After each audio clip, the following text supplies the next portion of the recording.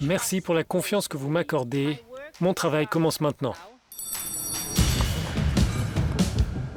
La présidente de la Commission européenne, Ursula von der Leyen, a connu une première année de mandat sans précédent.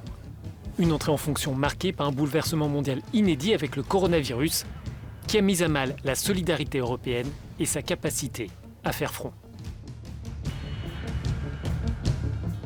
La responsable allemande se prépare maintenant pour son premier discours sur l'état de l'Union européenne. Comme le veut la procédure, elle s'adressera dans l'hémicycle devant les eurodéputés. Alors que la pandémie s'étendait au cours du printemps à toute l'Europe, les systèmes de santé ont été dépassés. Le confinement est devenu la norme pendant plusieurs semaines et les frontières se sont fermées.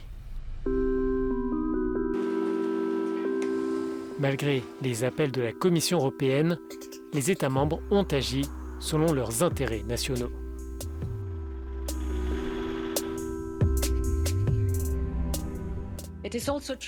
Il est vrai que beaucoup ont manqué à l'appel lorsque l'Italie avait besoin d'aide au début.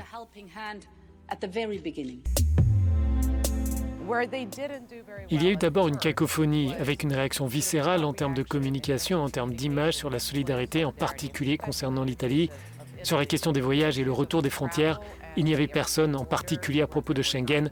Je crois que c'était le choc pour la Commission. La pandémie a aussi sapé l'économie européenne.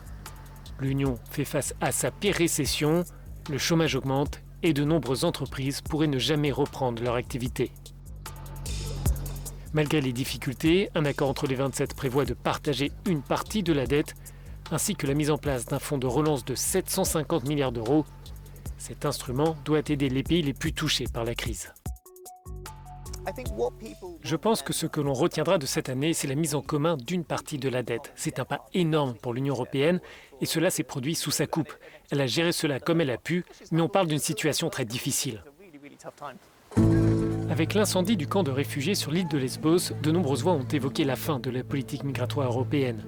Si 2020 n'est nullement comparable à 2015, les arrivées de demandeurs d'asile sont à la hausse cette année et un accord semble plus improbable que jamais. Ma critique à propos de la Commission, c'est qu'il n'y a jamais eu la grande idée à laquelle tout le monde pouvait adhérer. En fait, ils ont essayé de bricoler autour de plans déjà existants et cela ne va pas marcher. On ne peut pas demander à la Hongrie de s'engager dans un projet qu'elle a plusieurs fois refusé. Ils paieront pour maintenir les migrants le plus loin possible. Il faut gérer la réalité de la situation pays par pays. Il faut un grand projet auquel tout le monde peut adhérer et cela veut dire des incitatifs et de la dissuasion. L'Union européenne doit aussi faire face à des défis internationaux avec des acteurs toujours plus déterminés comme la Chine et la Russie. À cela s'ajoutent les tensions dans l'est de la Méditerranée ou en Biélorussie. Enfin, la perspective d'un Brexit sans accord se renforce un peu plus. Je pense que son plus grand succès est d'avoir porté l'attention sur la politique étrangère européenne. Il y a plus de débats sur la question, il y a aussi plus de consensus. Malgré tous ces défis, bon nombre d'observateurs estiment qu'Ursula von der Leyen a su tirer le meilleur face à ces difficultés.